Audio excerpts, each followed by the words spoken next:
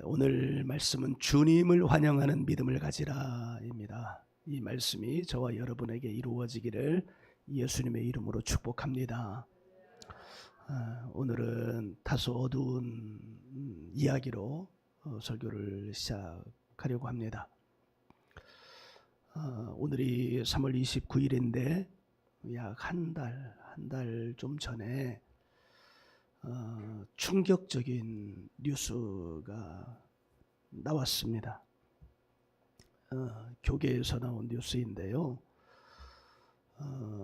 이름을 알 만한 목사에 관한 소식이었어요. 아주 유명한 목사였는데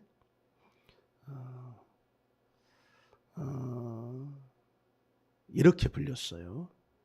전라도에는 아무개, 경상도에는 아무개. 경상도의 아무개 목사에 관한 내용이었습니다. TV에도 나오고 설교자로 유명한 목사였는데요. 약 30년 목회를 하면서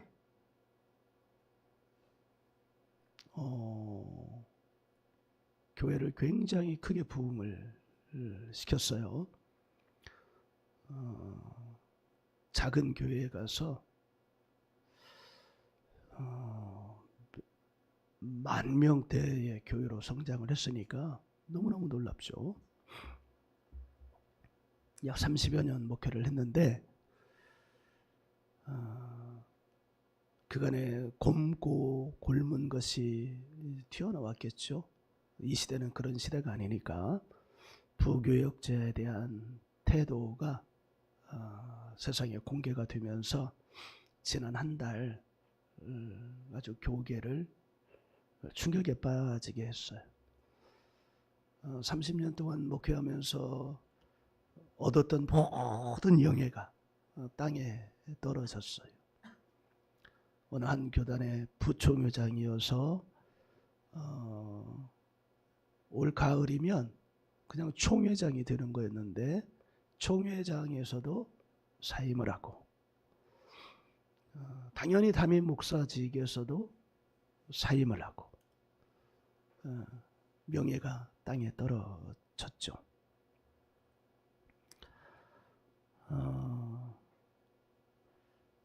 제가 하려고 하는 얘기는 이제 이 다음 얘기인 거예요. 그런 와중에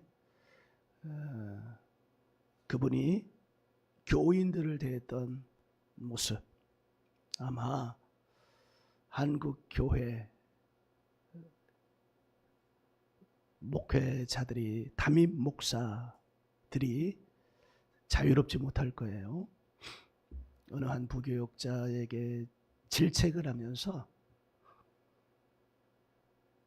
그 교인은 우리 교회의 VVIP야 이렇게 하면서 그 교인에 대하여 처신한 것을 질책하였어요. 저는 그 부분에서 암암리에 교회가 가지고 있는 인식이에요. 그런데 이제 그것이 드러난 거죠. 세상에서도 유력하고 그 세상의 유력함이 교회에서도 인정이 되고 또 헌금도 많이 하니까 교회 안에서 VVIP 담임 목사가 그렇게 대우를 하고 부교역자들에게도 그렇게 대우를 하라고 하고 교회 리더십들이 그렇게 대우를 하게 된 것이겠죠. 이것이 한국 교회의 실상이에요. 구조적인 문제이죠. 그 교회만 그런 것이 아니에요. 한국 교회에 많은 교회들이 그렇고 또 교인들도 그런 것을 당연하게 받아들이는 문화가 있고 마치 교회가 자기의 것이냐? 어느 교회는 그 교회의 명의를 교회의 유력한 자의 명의로 하는 교회도 있어요. 왜곡된 거죠, 교회가. 김동호 목사님이란 분을 아시는 분도 계실 거예요. 이 목사님이 아주 오래전에 하신 이야기를 아직도 기억해요. 그분이 교육 전도사일 때의 이야기인데, 그분의 모 교회, 자신의 교회에서 교육 전도사 사역을 했어요. 근데 이제 어느 한 장로님을 보면서 이분이 참 고개를 갸웃거렸어요. 이분은 교회에서도 유력한 분이시고 장로님이시면서 헌금도 많이 하시는 분인데, 이분은 늘 말씀이 너무 없으시고 교회 안에서도 가장 낮은 곳에서, 가장 낮은 곳이라면 늘 그분이 있었고 화장실 청소는 그분이 도맡아 했어요. 그래서 이 목사님이 그 장로님에게 이제 물어본 거예요. 장로님은 왜 이렇게 아무 말씀도 안 하시고 이렇게 화장실 같은 데만 계시는 거예요?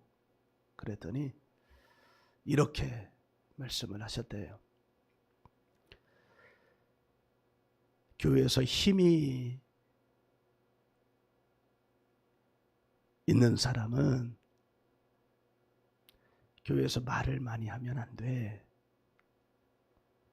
헌금을 많이 하는 사람은 교회에서 말을 많이 하면 안 돼. 힘이 있을수록, 헌금을 많이 할수록 그 사람은 교회에서 모습이 드러나면 안 돼. 저도 신학생 때 이 이야기를 들었거든요. 야, 이런 분도 계시는구나.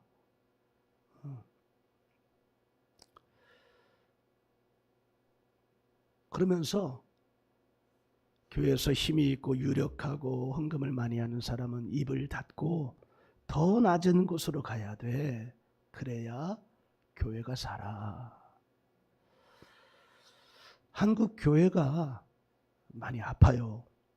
저는 한국 교회의 그런 거창한 얘기를 설교에서 거의 하지 않는데, 사실 한국 교회가 많이 아픕니다. 이유는 교회는 주님을 섬기는 곳인데 어쩌다가 이렇게 아까 그 모 목사처럼 사람을 VVIP로 모시면서 사람이 주인인 곳이 되어버렸기 때문이에요. 그래서 교회가 아파요. 뭐 여러 가지 이유로 이런 것들을 합리화하고, 교회는 죄인들이 모이는 곳이고 죄인들의 모임이니 이런 일들은 어쩔 수 없어, 이렇게 합리화하지만 그것은 자기 합리화일 뿐이지 그것이 당연한 것은 아니에요. 교회는 죽어가는 사람, 이미 죄로 죽었고 죽어가는 사람을 데리고 와서 살려서 주님을 섬기게 하는 곳이 교회입니다. 그런데 목회라는 이름으로 주님이 아닌 사람을 섬기는 곳이 되어버린 거예요. 이것이 병든 교회의 모습입니다. 사람이 주인 된 곳은 반드시 탈이 나게 되어 있어요. 교회의 VVIP는 사람이 아닙니다. 교회의 VVIP는 하나님이시고 예수님이시고 성령님이세요. 교회 안에 모든 자들이 사람을 바라보는 것이 아니라 하나님을 바라보고 예수님을 바라보고 성령님을 바라볼 때 그 사람도 살고 교회도 살고 진짜 교회가 되는 줄 믿어요.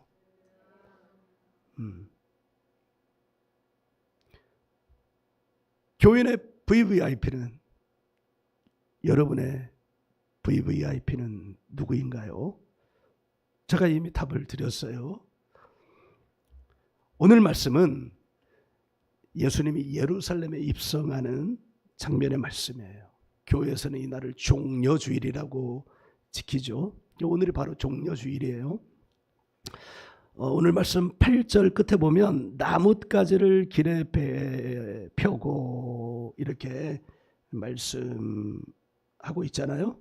이 나뭇가지가 바로 종려나무입니다. 종려나무는 야자나무류라고 해요. 야자나무 잎사귀가 넓잖아요. 그러니까 그 잎사귀, 그 가지를 잘라서 바닥에다 펴놓은 거예요. 이 종려나무는 이런 상징을 가지고 있대요. 승리, 평화, 번영. 그래서 여러분 그 유명한 영화제 있잖아요. 칸 영화제.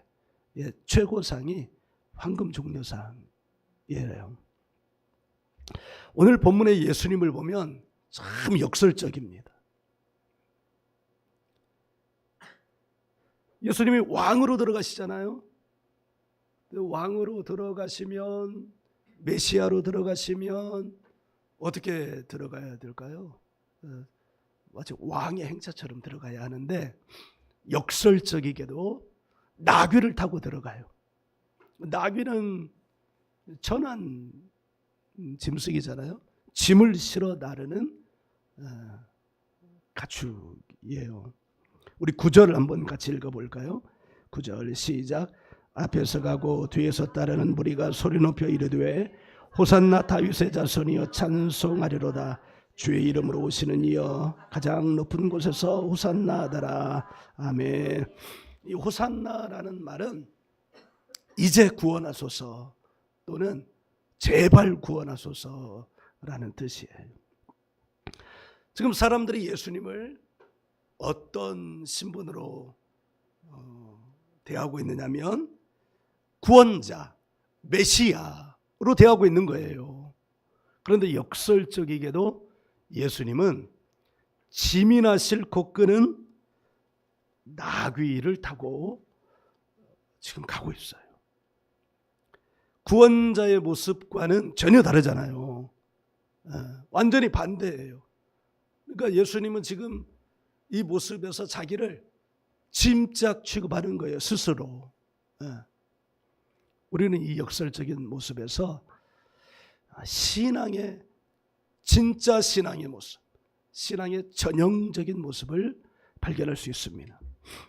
첫째, 예수님에 대한 것인데 예수님은 우리를 구원하시는 분이라는 거예요. 이게 너무너무 가볍게 여겨져요. 우리가 늘 잊지 말고 기억해야 될 것은 예수님은 우리의 구원자시라는 거예요.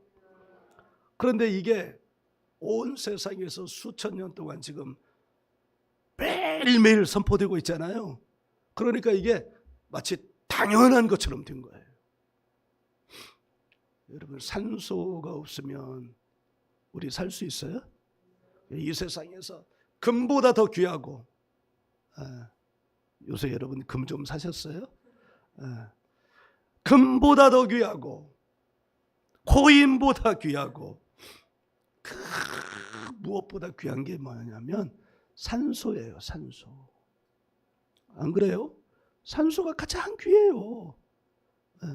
만약에 산소가 없어지는 시대면 어쩌면 금값보다 산소값이 더 비쌀 거예요.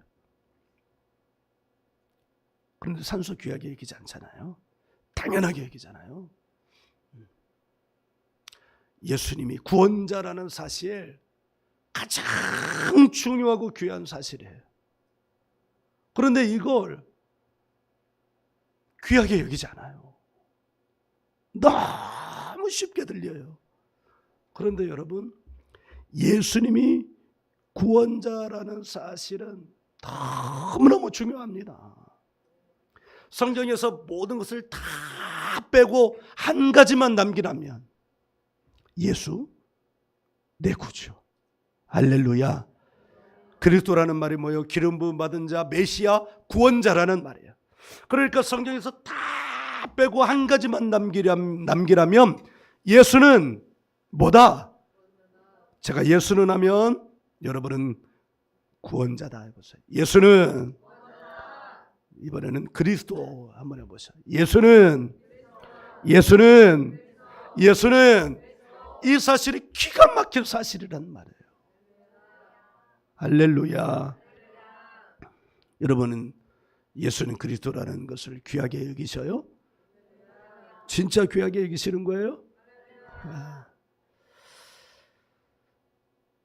예수님이 지금 오시는 자신을 짐작 취급하고 가장 낮은 모습으로 오셨는데 이게 예수님의 봉사예요.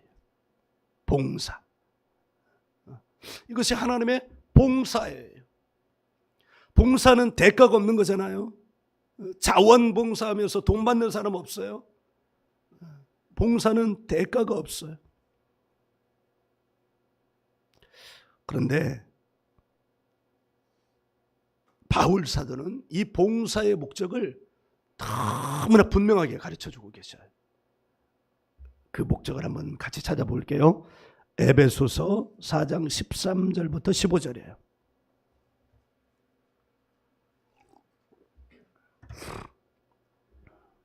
할렐루야. 에베소서 4장 13절부터 15절 같이 읽어요. 시작. 우리가 다 하나님의 아들을 믿는 것과 아는 일에 하나가 되어 온전한 사람을 이루어 그리스도의 장성한 분량이 충만한 데까지 이르리니 이는 우리가 이제부터 어린아이가 되지 아니하여 사람의 속임수와 간사한 유혹에 빠져 온갖 교훈의 풍조에 밀려 요동하지 않게 하려 함이라. 오직 사랑 안에서 참된 것을 하여 범사에 그에게까지 자랄지라. 그는 머리니 곧 그리스도라. 아멘. 이 말씀에 그리스도인, 성도, 교인의 본분이 있습니다. 본분은 뭐냐? 하나님의 아들 예수님을 믿는 것, 아는 것입니다. 할렐루야. 다시 말씀드려요. 그리스도인의 본분, 성도의 본분, 교회 다니는 교인의 본분이 뭐냐? 하나님의 아들 예수 그리스도를 믿는 것, 아는 것, 여기 있는 거예요. 믿고 아는 것. 아는 것만도 아니고 믿는 것만도 아니에요. 믿되 알면서 믿어야 돼요. 누구를? 예수 그리스도를. 성경을 다 압축하면 하나만 남긴다면 예수는 그리스도다. 이 사실을 믿는 것, 아는 것이 그리스도의 본분이에요.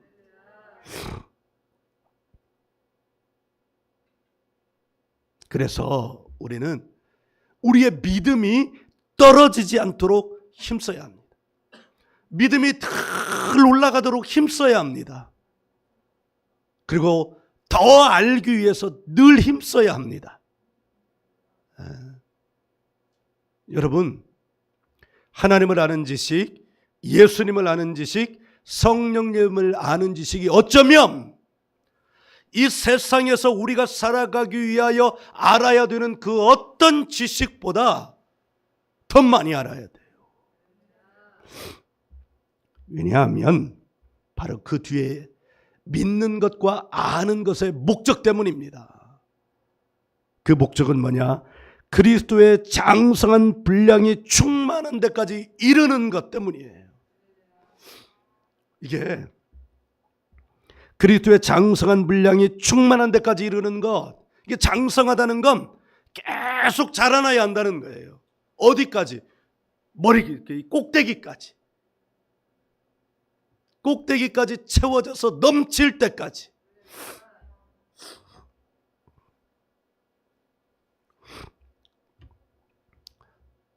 제가 지난번에 인도에 갔을 때는 못 봤던 것인데 이번에 가니까 그게 보여지더라고요.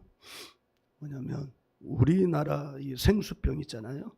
생수병은 이 입구에서 한 1cm 정도 비어 있어요.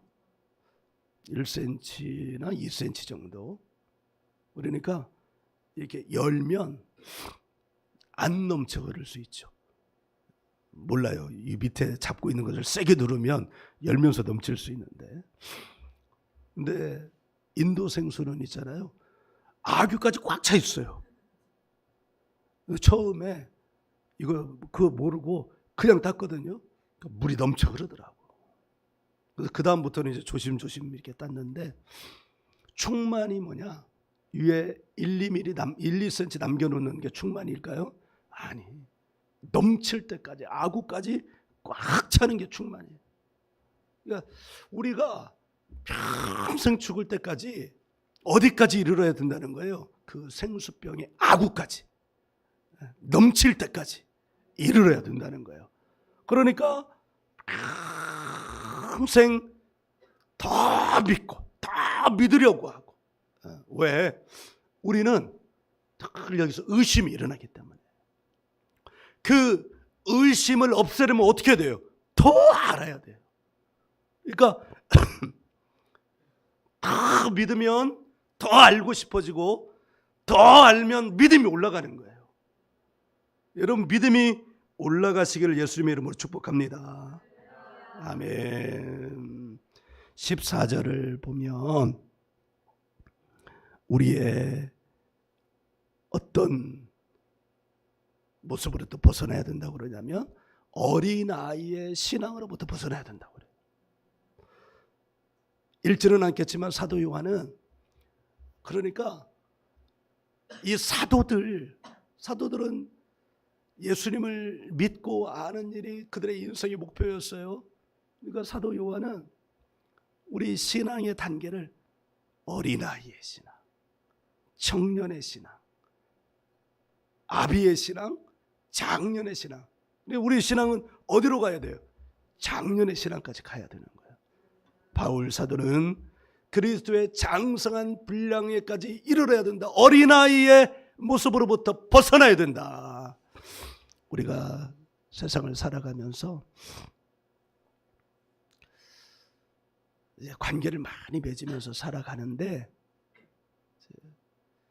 사람들이 정말 어려워하는 거, 자기 자신도 어렵고, 그런 건 우리 안에 있는, 내 안에 있는 어떤 특정한 영역에 자라나지 못한 내면 안에 있는 어린아이 때문이에요. 어린아이들의 특징이 뭐예요? 떼 쓰는 거예요. 자기 마음이 안 맞으면 떼를 써. 그런데 여러분, 그게 어린아이에게만 있는 게 아니잖아요. 떼 쓰는 게. 왜? 여기 아내 되시는 분들도 계시는데 남편을 보면서 어이없을 때가 언제예요? 남편, 여러분 남편은 안 그런가 봐요? 남편 떼쓸 때 있잖아요. 이해 안 되는 어떤 영역에서 떼를 써. 그게 바로 그 안에 있는 어린아이 때문이에요. 근데 그 어린아이는 상처 때문이거든요. 그 상처가 만져지고 치유되어져야 하는데, 그 상처는 여러분 누구 안에서만 제대로 치유가 될 수 있느냐면 성령 안에서만 제대로 치유될 수 있다는 걸 여러분 알기를 간절히 바랍니다. 네. 이유가 있어요. 제가 영의 세계 안에 들어가 보니까요, 이유가 있더라고. 상처는 없을 수 없어요. 상처는 없을 수 없는데, 그 상처가 있을 때 그 상처를 내가 가지고 있어 버리면, 그 상처가 해결되지 않으면, 여러분 우리 몸에도 상처가 생기면 그 상처를 소독하지 않으면 어떻게 돼요? 곪죠. 이거 제대로 처리하지 않으면 곪고 부패하고 더 큰 질병으로 퍼질 수 있어요. 이 부패하게 하는 세균 같은 존재가 있다. 상처 속에 스며들어가는 악한 영이에요. 악한 영. 그러니까 영의 세계를 모르면 그 문제가 해결이 안 되는 거예요. 해결이. 14절에서 어린 아이가 되지 아니하여, 어린 아이가 되지 않아야 되는 이유가 그 뒤에 있어요. 세상에 사람의 속임수와 간사한 유혹에 빠져 온갖 교훈의 풍조에 밀려가기 때문이에요. 여러분, 어린아이들이 속기 쉬워요? 어른이 속기 쉬워요? 어린아이들이 속기 쉬워요. 어린아이들이 유괴 당할 때가 있잖아요. 직접 그 현장을 보진 못했지만 그 현장을 묘사한 영화나 드라마 같은 데 보면 과자로 유혹하거나 아이스크림으로 유혹하거나 뭐 하는 이런 일들이 있잖아요. 어른들은 그거 준다고 가요? 아, 몰라. 비싼 거나 준다고 그러면 또 몰라. 가지. 그런데 어린아이들 간단 말이에요. 바로 그 이 말씀이에요. 우리가 영적으로도 깨어난 지식이 없으면 여기 유혹, 속임수, 사람을 통하여 역사하는 악한 영의 속임수와 유혹에 빠져서 그것이 진짜인 줄 믿고 온갖 교훈의 풍조를 믿고 간다는 말이에요.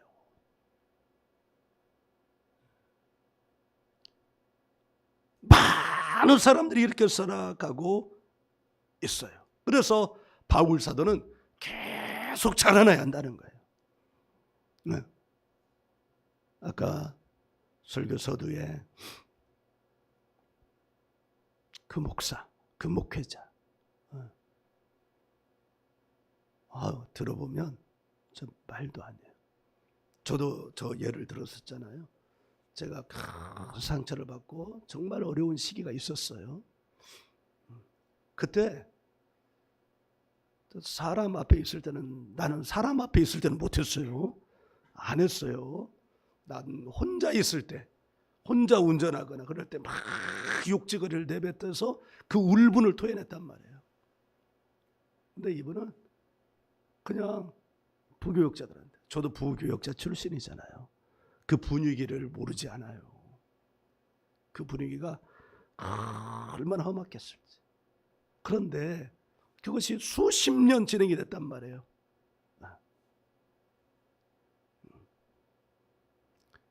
치유되지 못한 어린아이의 모습이 그 안에 있고, 그것을 주체하지 못하고 마치 때를 쓰듯이 일어나는 거예요. 그러니까 치유 반드시 받아야 돼요. 치유받는다는 건 뭐예요? 어른이 된다는 거예요. 자라나야 되는 거예요. 할렐루야. 예수님께서 우리를 위해 섬기신 것이 바로 이거예요. 뭐냐면 15절이에요. 오직 사랑을 해서 참된 것을 하여 범사에 그에게까지 자랄지라. 그는 머리니 곧 그리스도라. 우리에게 그리스도까지 자랄 수 있는 기회를 주시기 위하여 구원자로 오신 거예요. 할렐루야. 예수님도 이미 말씀하셨어요. 하늘에 계신 너희 아버지의 온전하심 같이 너희도 온전하라. 아버지는 누구예요? 하나님이시잖아요. 삼위일체 성자 예수님이시잖아요. 삼위일체 성령 하나님이시잖아요.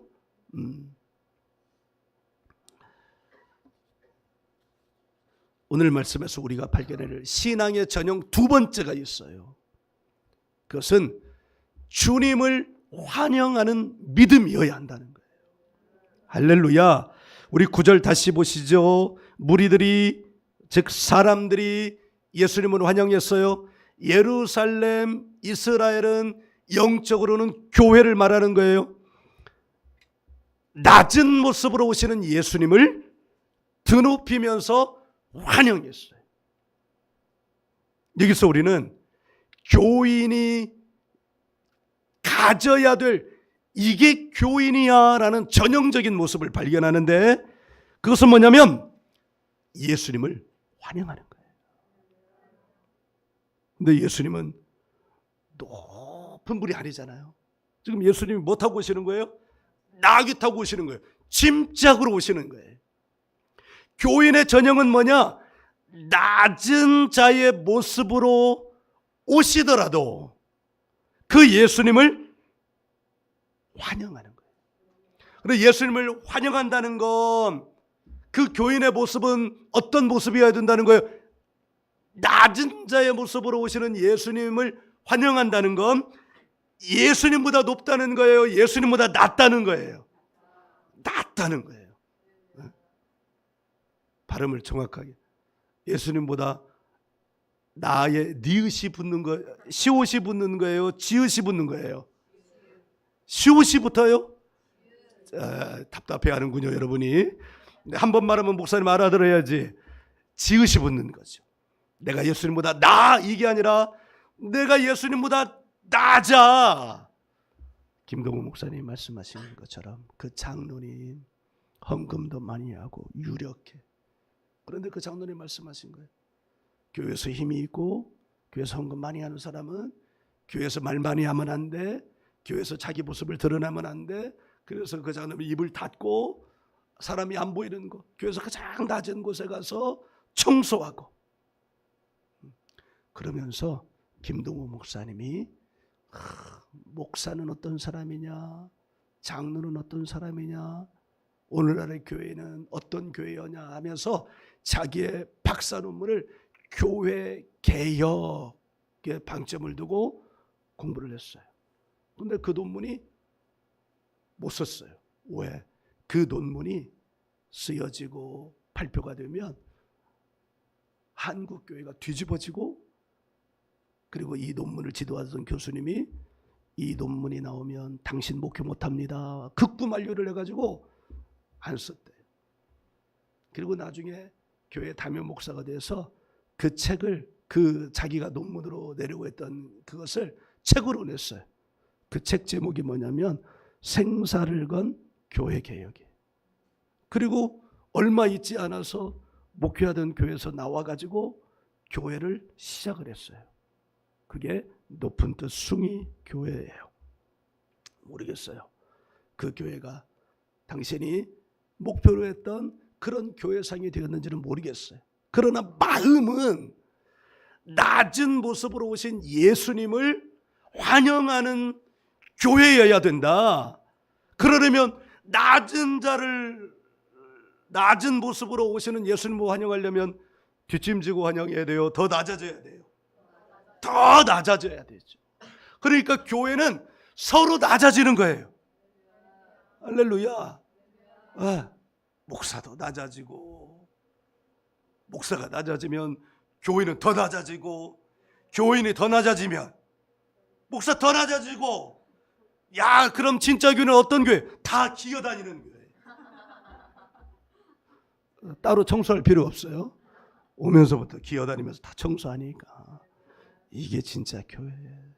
이게 진짜 교회. 그래서 교회는 낮은 교회, 탐이 낮은 교회. 우리 교회가 3층에 있어서 사람들이 안 오나? 너무 높아가지고 1층으로 내려가야 되나?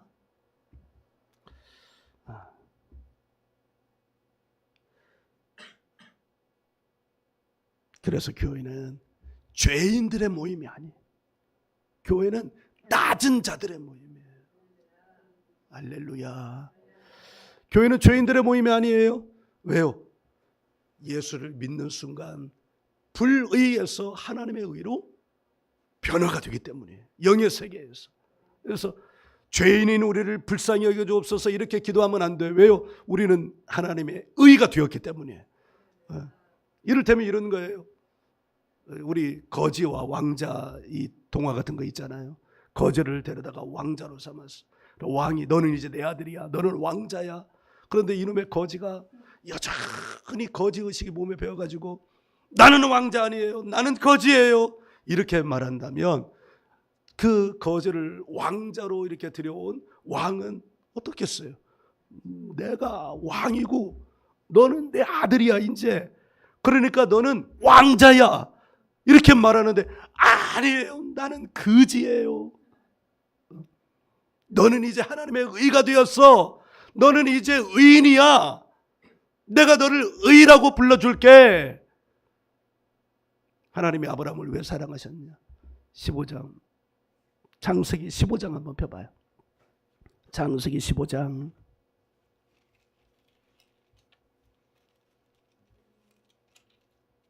15장 6절. 할렐루야. 같이 읽어요. 시작.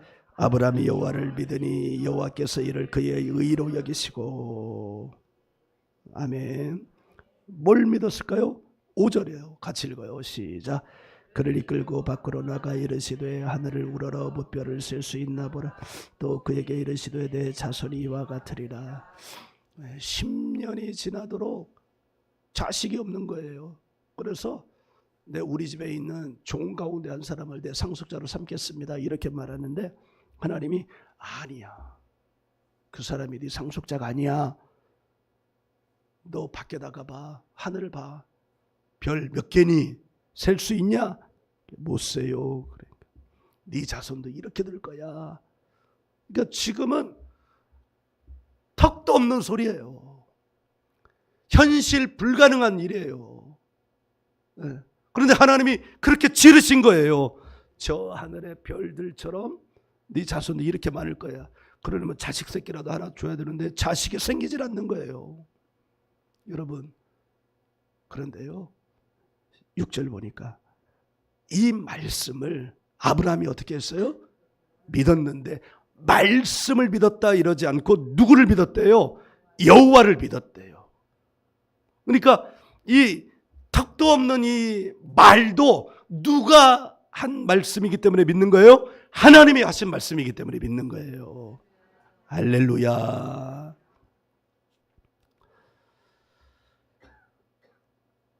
오늘날 한국 교회가 다시 살아나기 위해서는 바로 이 종려주일에 예수님을 환영하는 교회로 탈바꿈 되어질 때 한국 교회는 병든 교회, 아픈 교회가 아니라 살아있는 교회, 하나님의 교회, 주님의 교회가 될 줄 믿습니다.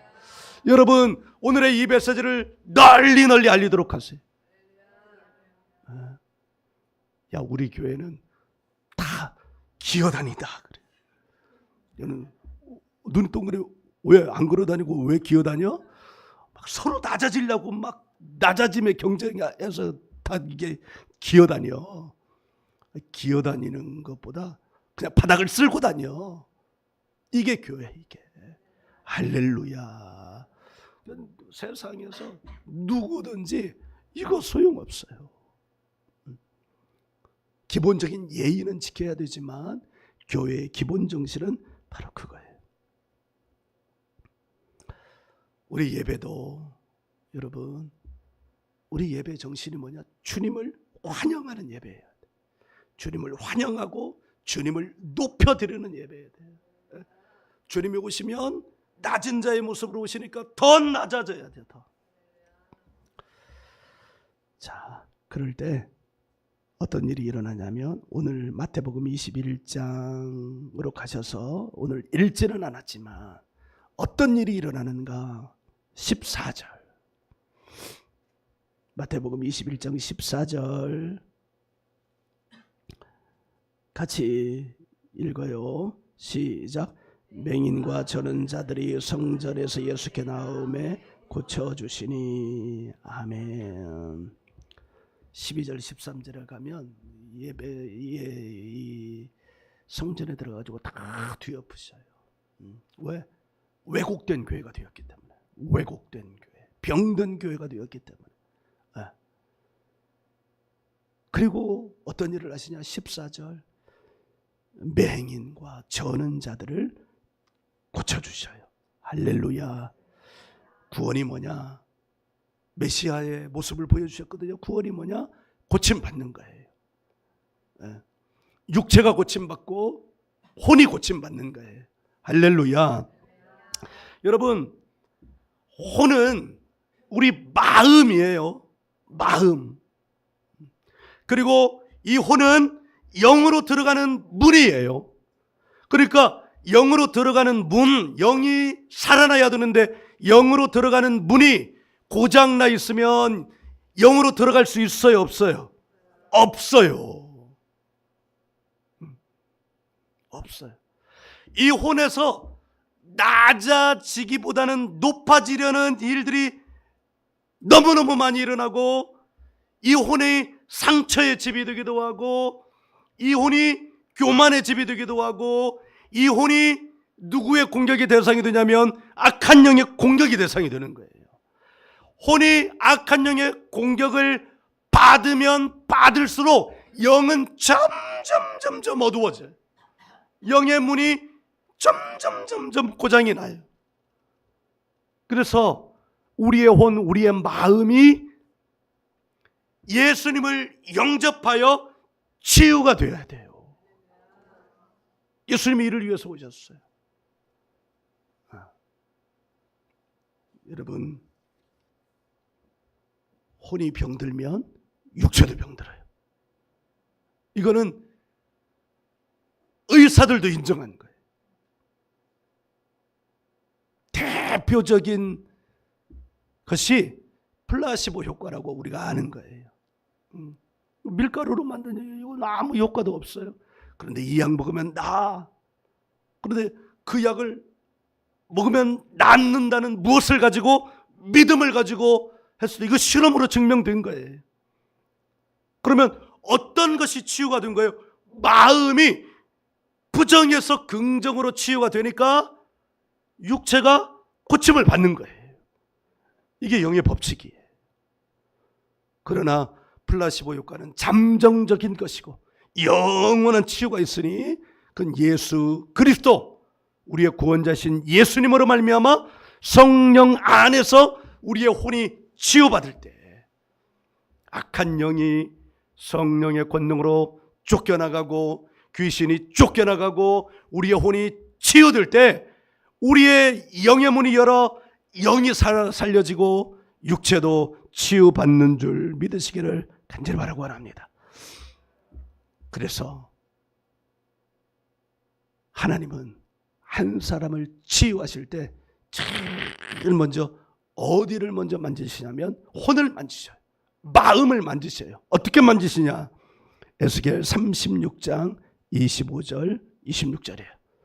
구약성경 에스겔 36장 25절 26절.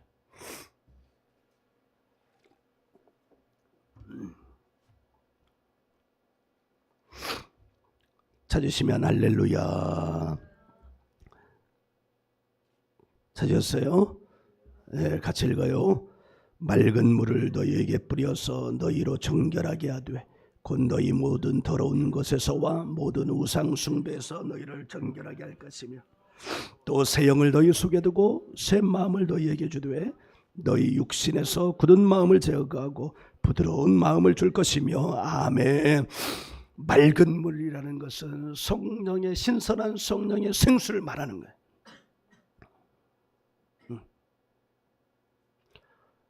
예수님 말씀하셨잖아요. 요한복음 7장에서 누구든지 주의 이름을 부르는 자는 그 배에서 생수의 강이 넘쳐나리라. 신선한 성령의 생수를 어떻게 한다는 거예요?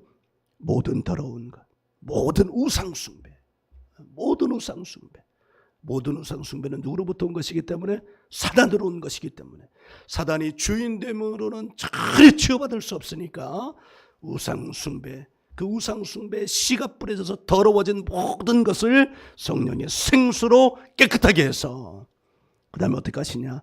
새 영을 두고 새 마음을 주는데 어떻게 해요? 굳은 마음을 제거하고 뭘 주신다고요? 부드러운 마음을 주신다고요. 여러분의 마음을 부드럽게 하시기를 예수님의 이름으로 축복합니다. 그래야 살 수 있어요. 마음이 깡깡해서는, 단단해서는 절대 살아날 수 없습니다. 농사 지으면 이제 곧 시작이 될 텐데요. 겨우내 얼어붙은 땅을 어떻게 해요? 갈아엎어요. 언제까지 갈아엎어요? 아주 몽골몽골한 흙이 될 때까지. 지금은요, 단단해요. 거기다 씨를 뿌린다고요? 말도 안 되는 거예요. 거기다 뭐를 심는다고요? 손가락 부러져요. 어떻게 해야 돼요? 갈아엎어야 돼요. 부드러운 흙이 돼야 돼요. 마음이 바로 그래요. 그러니까 우리 안에 자연의 세계에서 일어나는 일은 영의 세계에서 일어난 일을 예표예요. 예표. 마음이 단단하고 강팍해지면 여러분 영이 죽는 거예요. 주 안에서 마음을 부드럽게 해서 성령께서 역사하시도록 맡겨드리고, 또 하나님을 믿는 것과 아는 것, 그리스도를 믿는 것과 아는 것을 다 어떻게 해요? 힘써야 돼요. 힘써야 돼요. 그래야 좋은 땅이 되는 거예요. 좋은 땅이 되어야 말씀을 듣고 받아서 30배, 60배, 100배의 수확을 얻는 거예요. 예수님으로 말미암아 일어나는 이 치유가 우리 교회, 저와 여러분에게 이루어지고 있음을 믿습니다. 지금 이루어지고 있어요. 그러므로 여러분의 믿음, 주님을 환영하는 믿음이 되시길 바랍니다. 오직 주님을 환영하세요. 그러면 주님을 환영하는 믿음을 가져 여러분이 주님을 환영하는 사람이 되면 여러분의 삶에 일어나는 이 땅에서 꼭 필요한 영적인 일은 하나님의 의가 되는 거요, 거룩한 일이요, 영생을 얻는 길이고, 이 땅에서 꼭 필요한 것은 치유와 형통이 여러분에게 이루어지는 줄 믿습니다. 그 믿음이 여러분 안에 있기를 예수님의 이름으로 축복합니다. 할렐루야.